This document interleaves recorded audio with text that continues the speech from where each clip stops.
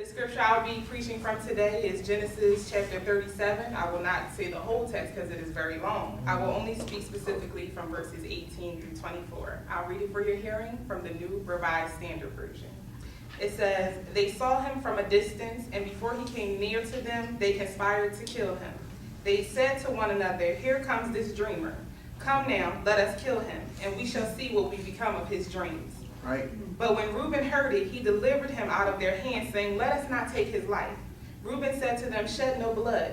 Throw him into this pit here in the wilderness, but lay no hand on him, that he may rescue him out of their hands and restore him to his father.'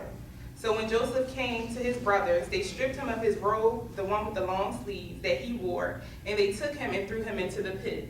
The pit was empty. It had no water in it."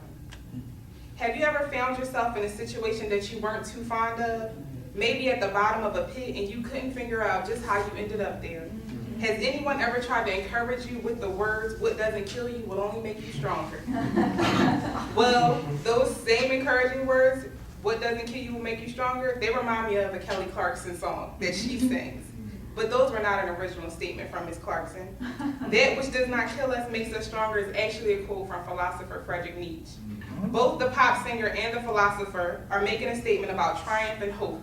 When the tough stuff is over, you will come out stronger. In chapter 37 of Genesis, we begin a story about living the high life, being knocked down, and an opportunity to grasp for hope. The story is about Joseph. His life is filled with a few bubbly, happy moments, a splash of envy, a sprinkle of jealousy, and being thrown into a well, and his coat of beautiful colors. It is a wild time and a short moment that all starts with a series of dreams, and in later chapters ends with the fulfillment of those dreams. Now, as a disclaimer, I am not attempting to tell anyone to get thrown down a well. Do not throw your brothers and sisters down wells and tell them that it will make them stronger. Joseph is the youngest of all his siblings and the favorite child to his father Jacob. His brothers saw that he was the favorite, and in verse 4 of chapter 37, it states that they hated him and could not speak peacefully to him, which means that they could not have a conversation with Joseph without being hostile. Imagine the tension at that family dinner. No dessert for Joseph. Not only was he the favorite and annoying to his brothers, Joseph also begins to have these dreams. Yeah. I like to think of dreams as movie trailers. Movie trailers never give us all the information, but they also often provide an emotional reaction to make us determine if we want to see it or if we don't want to see it. Joseph explains to his brothers that he has a dream about sheaves. In this dream, they were all binding sheaves in the field when his sheaf rose and stood upright. Their sheaves gathered around it and bowed down to his sheaf. The scripture says that they hated him even more as he told them this.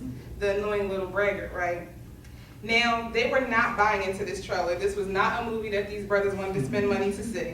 To make matters worse, Joseph decided to share a sequel to this movie. In his second dream, he said that the sun, the moon, and 11 stars were bowing down to him. Now, by this time, everyone has had enough of Mr. Joseph and his dreams, and even his father rebuked him for the second dream. Fortunately, his brothers soon got some relief from all Joseph's fancy dreaming and his fancy coat. Their father sent them out to look after the family fortune in the form of a flock of sheep. Yeah. After a season, Jacob called Joseph and sent him to check on his brothers who were in Shechem with the flock. He happily decided to go. Little did Joseph know that the brothers were plotting and planning to kill him even as they saw him approaching. However, the eldest brother Reuben persuaded them to simply strip him of his clothing and throw him into the pit. They did as the eldest suggested. They stripped Joseph upon arrival and threw him into the pit. There he was, alone, in the bottom of the pit, put here by his own family members. As Joseph sat in that pit, he must have wondered if he missed the scene in the dream trailers that were being played in his head. Sitting in a pit was not part of the plan. Yeah. And you know what? At times, when the epic trailers are being played in our minds, we tend to miss those same scenes of struggle, of hardship, and of trying times.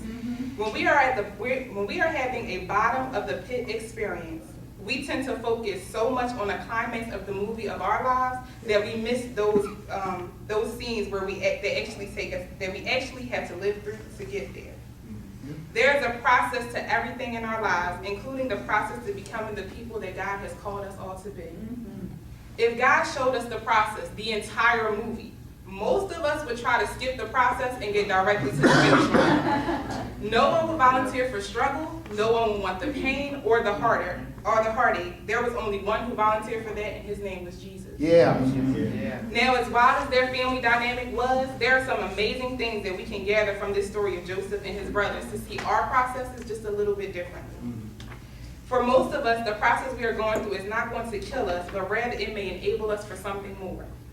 First things first, we need to realize that the dream and the process to get there may not always add up. In the story, Joseph is the baby of all his siblings, the favorite child, and dreams these amazingly vivid dreams about his family bowing down to him. We know that these dreams did not go over well with his brothers who already hated him, or with his father who rebuked him after hearing it. But Joseph was excited to share them. He was excited about the position that he would end up in, but he had no idea that to get there he would have to start from the bottom. If you read the entire story, you may feel the same reaction I did in the beginning, that Joseph was just a bragger and a brat. He insisted on bragging to everyone about these dreams of power over his family. Joseph did not know that in order for those dreams to come to pass, he would be taken away from his family and thrown into a world that he was unfamiliar with. Life is like that for each of us at times. We are in certain positions and we expect the vision or dream that God has given us just to manifest.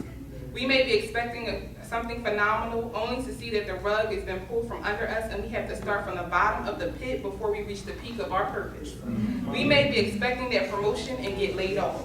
We may be expecting that new home and find out we'll be in that apartment or our parents' house that much longer. We may be expecting so much and wonder, why do I have to start from the bottom? In Joseph's case, it was because there was something to learn. The same can be true for us. There is an area that needs growth, pruning, or stripping in order to show us our true selves. On the night he was betrayed, Jesus prayed, he cuts off every branch in me that bears no fruit, while every branch that does bear fruit, he prunes so that it will be even more fruitful. In Greek, the word pruning means to cleanse or to purify.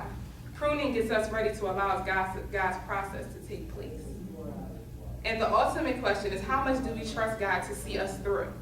Not to get us over it, not to take our hand and walk us around it, but to see us through the situation, to help us reach that destination.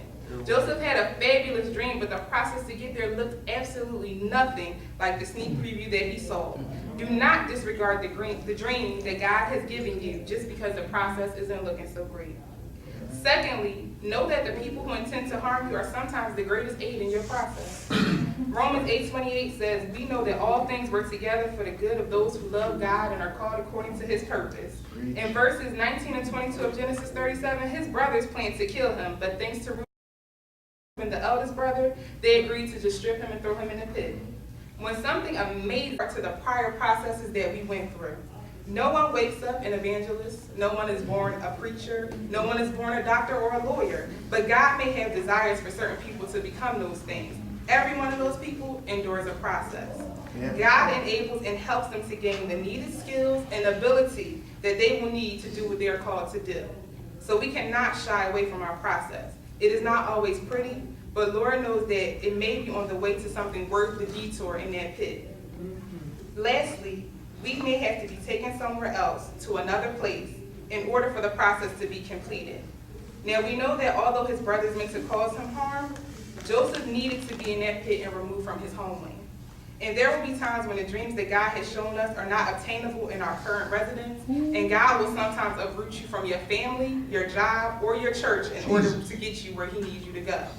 I am not originally from Tennessee. I'm a Philadelphian born and raised. Of course not West Philadelphia like Will Smith, but I did live pretty close. I was not raised in a religious family. Church was a place we went to for weddings or funerals. Of course, more funerals than we ever did weddings. But I felt like there was more to my life than what I was doing. And at the age of 21, I learned about the Lord and gave my life to Christ. After a short time of studying, reading, and being involved with my first church ever, God gave me the opportunity to go further, and I had the desire to attend seminary. Attending seminary, however, required me to move here. I was required to be uprooted from my family, the only home I had ever known, and to travel to a strange place.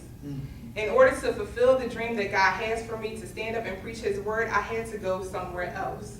Like Joseph, I was moved from the land of my family to a place where I had no one but God to depend on. That's when I was humbled. That is when I found true fellowship with God, and that's when I was challenged, tested, and strengthened in the Lord. When this happens, you are no longer the spoiled youngest child. You find yourself in a place where you have to depend on God to work everything out. That's when you realize that your family and friends are not there anymore. Your strength, your courage, and the ability to carry on comes strictly from the Lord. Holding on to the dreams that God has shown you and the promises given in scriptures helps us moving forward to capture those dreams. There are a few lines from that Kelly Clarkson song that play in my head, and I think of God and this story when I hear them. What doesn't kill you makes you stronger. You stand a little taller. It doesn't mean I'm lonely when I'm alone. When Joseph found himself in the bottom of the pit being sold into slavery, he realized that this was not his end. He may have been lonely, but he surely was not alone. God was right there with him.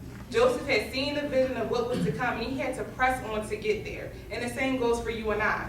Keep the vision of what is to come in mind, and do not allow the pits to depress you or cause you to give up. And if you have yet to see that vision, don't worry, because it's coming. To be sure, God does not go around throwing people in pits just for some vision to be fulfilled.